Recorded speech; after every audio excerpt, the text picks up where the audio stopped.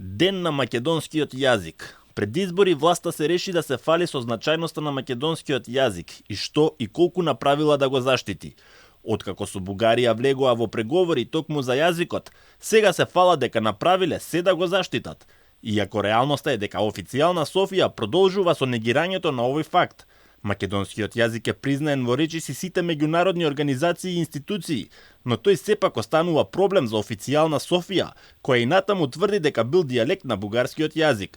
Ваквиот став на Софија е еден од многуте проблематични, кои произлегува од авантурата на власта на СДСМ и ДУИ, кој заради преговори со ЕУ на своја рака влегоа во преговори со Бугарија, кои всушност го закочија патот на Македонија кон ЕУ.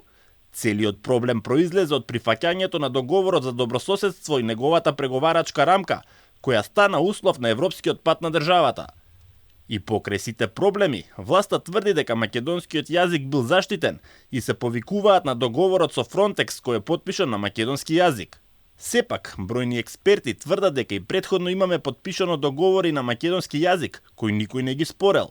Инаку на денешен ден во 1945 година, со решение на Народната влада на Федерална Македонија, е усвоена азбуката на македонскиот јазик врз принципот еден глас, една буква, а набргу потоа на 7 јуни 1945 година е усвоен и правописот на македонскиот јазик.